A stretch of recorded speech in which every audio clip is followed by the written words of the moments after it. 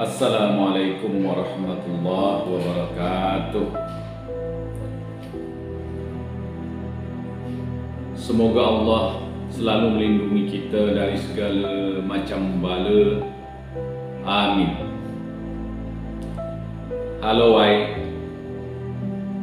saya akan membacakan suatu cerpen yang ditulis oleh Dr. Gripen H. Putra.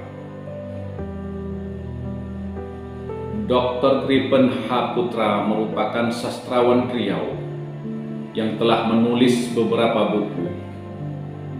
Tulisan-tulisannya dimuat pada beberapa media seperti Harian Republika, Harian Riau Pos, Batam Pos, Majalah Hanida, Majalah Sagang, Majalah Sastra Berdaulat, Waspada, dan sebagainya. Beliau telah memperoleh beberapa penghargaan di bidang sastra dan budaya. Beliau mengakui bahwa beliau terharu ketika memperoleh Anugerah Sagang tahun 2019 melalui buku kumpulan esai berjudul Celana Tak Berpisah. Percikan pemikiran tentang budaya Melayu, Islam, dan keindonesiaan yang diterbitkan oleh Meja Tamu. Soal kepenulisan dan kepengarangan Gripen H. Putra tidak diragukan lagi. Ini salah satu buku beliau dan saya akan membacakan suatu cerpen dari buku yang berjudul Nisan-Nisan Berbunga.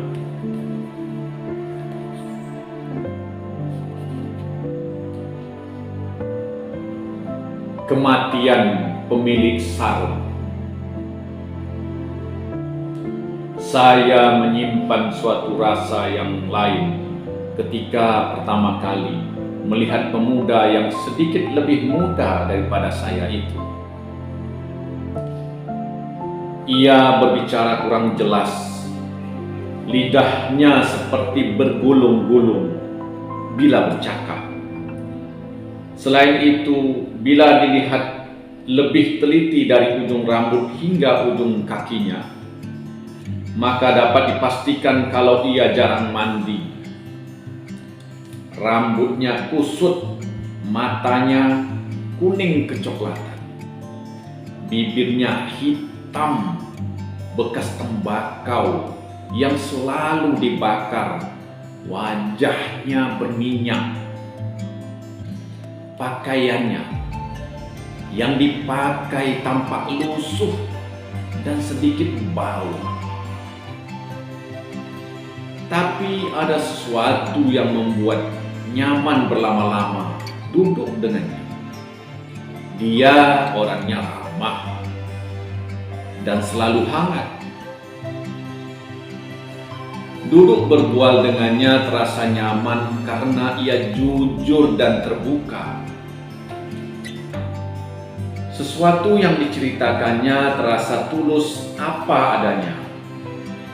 Tak seperti kebanyakan orang-orang rapi yang duduk di parlemen atau mungkin di kursi empuk pada jabatan pemerintahan dan perusahaan.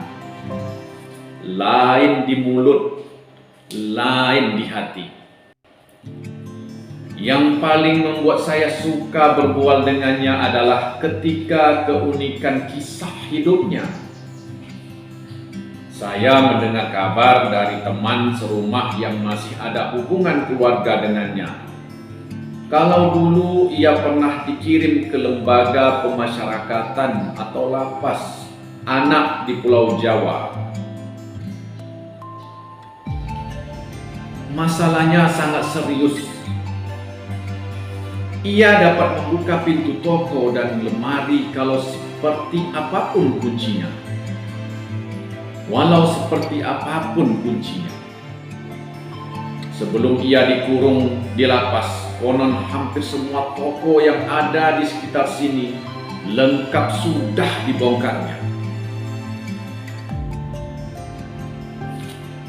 Aku ingin tahu bagaimana caranya melakukan semua itu. ilmu dan petuah apa yang ia punya? Di mana ia menuntut ilmu yang tak masuk akal itu? Dan apa memang benar cerita-cerita orang tentang dia itu?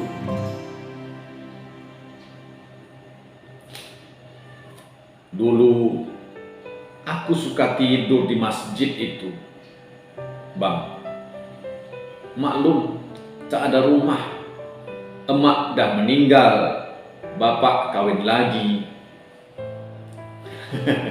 Lelaki itu tertawa kecil, tampak giginya yang kuning kecoklatan.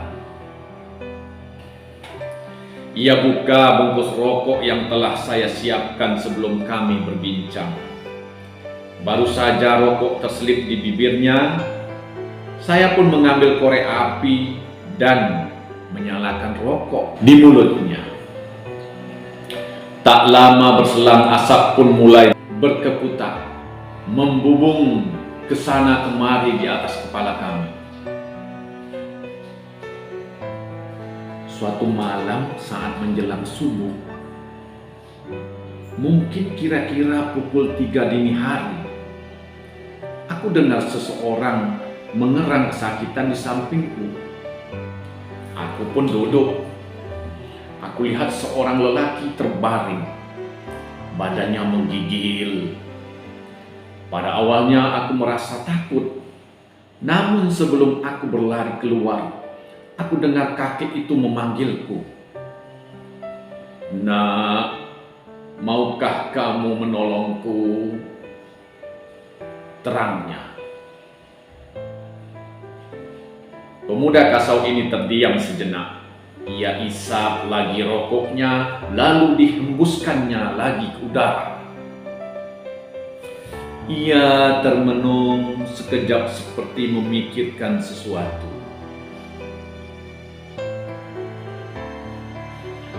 Antara sadar dan tidak, aku pun mengangguk. Lalu kakek itu memintaku mengurut seluruh badannya. Ketika penjaga masjid hendak membunyikan radio mengaji, kakek itu pun minta diri dariku.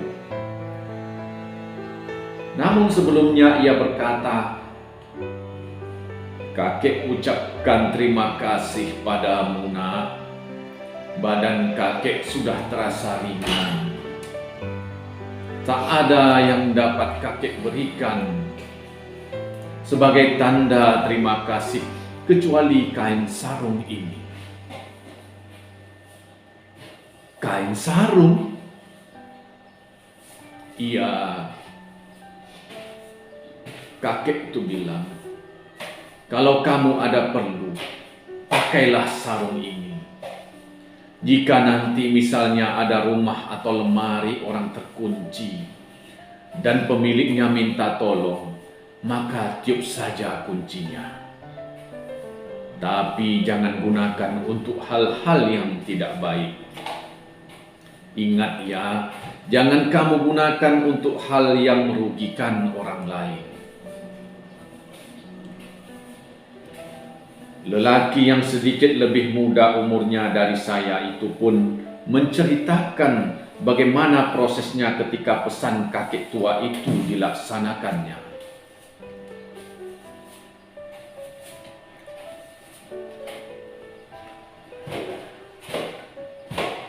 Ketika aku meniup kunci, maka datang angin ribut berembus, Bang. Tak lama kemudian, kunci pun terbuka dengan sendirinya.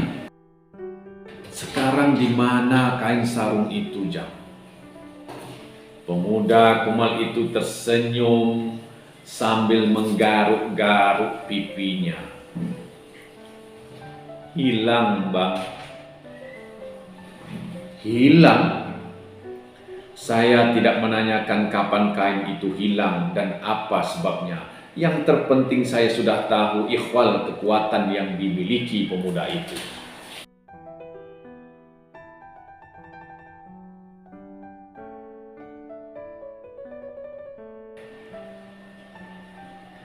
Sekarang awak masih mampu melakukannya? Pemuda itu tertawa. "Tak dapat lagi, Bang. Kalau dapat, tentu aku yang memberi kepada abang. Kalau dapat, tentu aku yang memberi abang uang, katanya.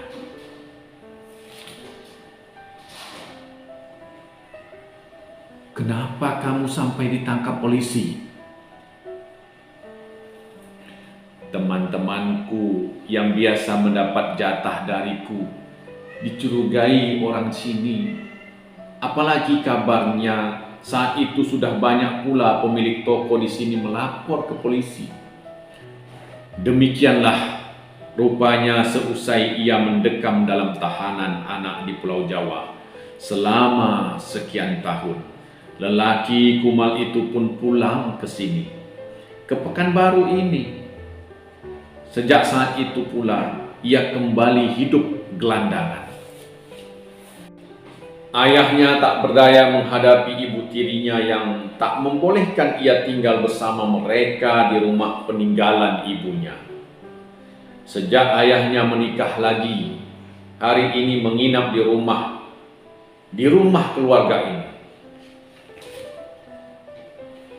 Esok rumah keluarga yang lain pula. Kadang ke masjid, kadang ke musala, sesekali tidur pula di pos ronda. Begitulah terus, makan pun begitu.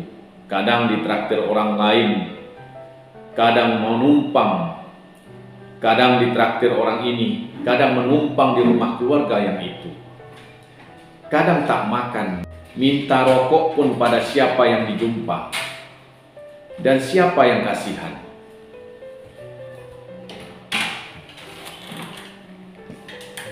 Demikianlah, sejak saya di sini, ia sering datang ke rumah kami. Kebetulan rumah ini juga rumah keluarganya. Rumah yang kami tempati ini punya 3 kamar. Saya dan teman saya tinggal di kamar tengah. Sedangkan kamar belakang, kamar orang tua teman saya ini kosong karena sudah hampir 5 tahun mereka berangkat ke Malaysia. Sedangkan kamar depan biasanya diperuntukkan bagi tamu. Jadi kalau tidur di rumah ini, di sanalah lelaki pemilik sarung keramat itu tidur. Saya pun sudah menganggapnya seperti saudara sendiri.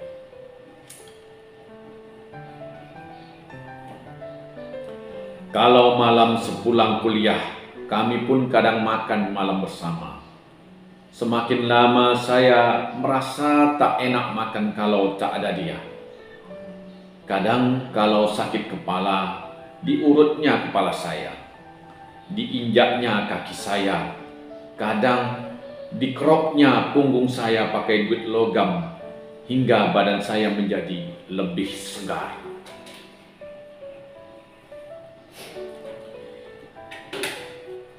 Kini malam 25 Ramadan. Sudah beberapa malam ini ia tak tidur di rumah kami. Pada mulanya saya dan teman pun tak peduli. Maklumlah dia, kemana dia mau, kesanalah ia pergi. Namun ketika beberapa hari tak datang, saya jadi risau juga. Saya ingin juga mendengar kelanjutan cerita-cerita asyiknya selama dalam lapas anak dulu. Kira-kira pukul 4 dini hari, saat kami makan sahur, suara mobil pemadam kebakaran meraung di samping masjid. Aku membangunkan temanku. Tanpa dikomando, kami berdua lari kencang menuju bunyi mobil pemadam kebakaran. Rupanya sudah banyak pula orang berkumpul di sana. Ternyata pos ronda terbakar. Terdengar pertanyaan warga yang hadir. Ada yang meninggal. Semua mata tertuju ke pos ronda. Setelah api padam, beberapa petugas tampak menggotong sesuatu. Menggotong sesuatu. Semua orang terpana. Ujang, api yang jelas.